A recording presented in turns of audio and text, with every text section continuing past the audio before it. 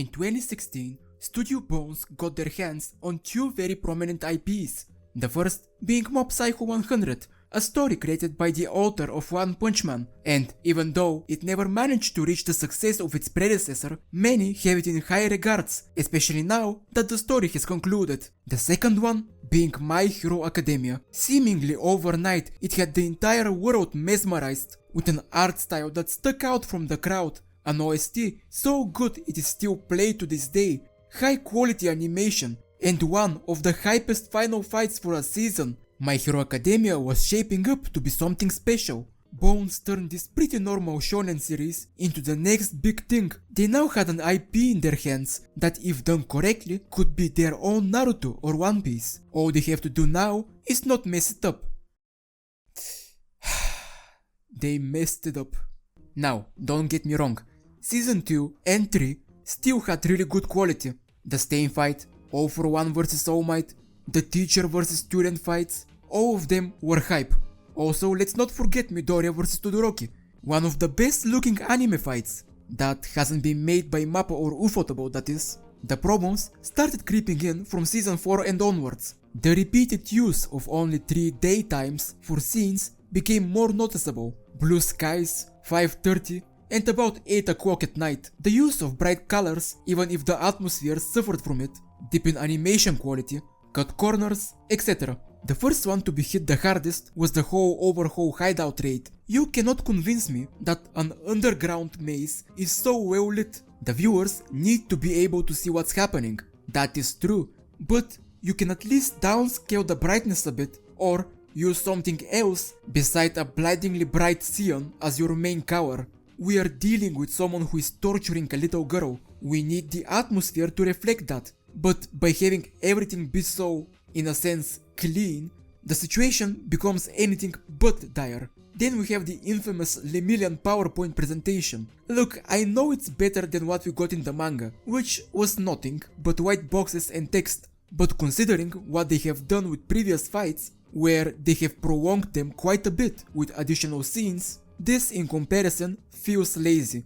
Give us a tiny snippet of Miryu fighting Overhaul without his quirk, while the original narration plays over it. Show us Overhaul's hand nearly grazing Miryu, make us feel like his life is really in danger after he lost his power. The pictures in the slideshow are supposed to do just that, but how much more effective it would have been if they showed it in motion. Then, add things like how they cut off a bit of Overhaul's backstory, still images on a couple of occasions, and it slowly started to add up. Still, even with these complaints, Season 4 was alright. Do I feel like a clown for hyping up the Overhaul arc everywhere on the internet only for it to have subpar quality? Yeah, kinda. But it could have been worse, and we were shown firsthand how bad it could have been with Season 5. My Villain Academia was, and still is to many people, the peak of My Hero Academia. With this one arc, the tone of the whole story shifted.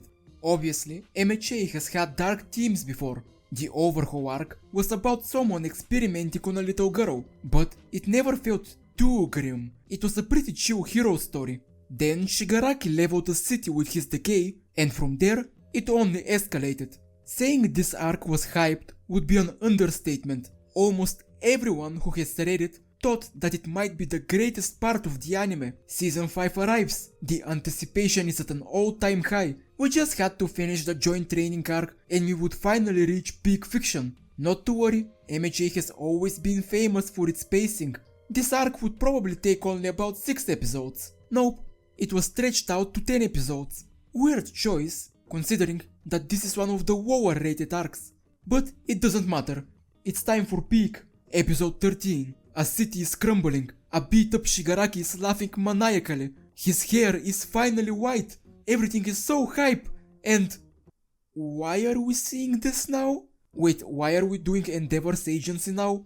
Why are we seeing the outcome of My Villain Academia before the arc itself? Welp, there goes any tension My Villain Academia could have had. Well, doesn't matter. At least they will surely finish it quickly and go to MFA. Joke's on me. The arc was 6 episodes with a fewer one in between, because we needed a beach episode obviously, and the full episode covering a single chapter. The hype for MFA was gone. the pacing was ruined, and best of all, 5 episodes. 5 episodes was all they did for probably the most anticipated part of the story. Forget bad pacing or the slow decline of the animation quality. Bones literally deleted the introduction of the arc, the whole reason why the League were even doing all this shit in the first place. And by removing that, they also removed a pretty important scene for Spinner and the MHA world as a whole. There were some standout episodes, especially the Shigaraki-centered ones, but those were small exceptions. And let's not forget about the censorship. Pretty much anything concerning Shigaraki was censored. Him losing his fingers, his decay effects, him getting his jaw broken by Deku, it's all either censored or not done at all. The whole reason why Shigaraki has this device on his fingers is due to him losing them. If these scenes are censored, I wonder what they would do when he's nothing but a skeleton. Or better yet, what will they do with anything that concerns Dabi?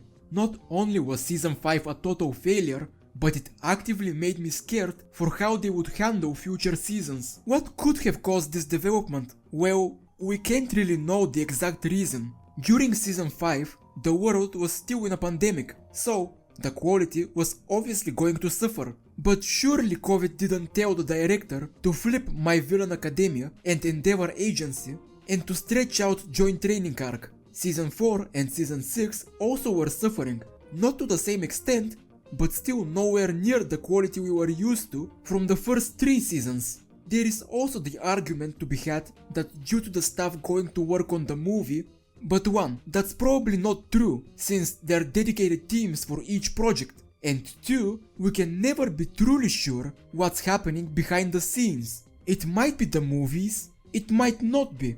I can say that Bones just doesn't care about MHA anymore and is continuing because it's their moneymaker. That statement is as true as anything else until someone outright confirms what's happening. However, there is also light in the tunnel. Although season 6 still had the problems I have mentioned previously, especially this damned blue sky, during the second half with Vigilante Deku, the atmosphere was pretty much perfect. Animation was almost always amazing, and it even gave me hope with the last scene with Stars and Stripes. Look, the sky isn't blue, they have other colors in here too. Maybe there is hope for a better future.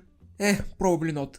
With the season 7 trailer, it seems they have reverted back to the same old plain colors. Not only that, but looking back on how scenes featuring many moving objects were left as just single frames, I really cannot imagine how they would make justice to things like the fingers or everything concerning All For One. Well, they could always do what they have been for the past couple of years and just color in the manga without animating it. I understand that Horikoshi has evolved his art to an incredible level, but Bones doesn't even try anymore. Todoroki's scenes don't count. They are probably put on a contract to make every single scene concerning him and his family godly. I wish Bones pulls some miracle out of their ass and manages to finish the series with a bang. There are just 2 seasons remaining, so let's end My Hero Academia properly. At the very least, we can be grateful for one thing.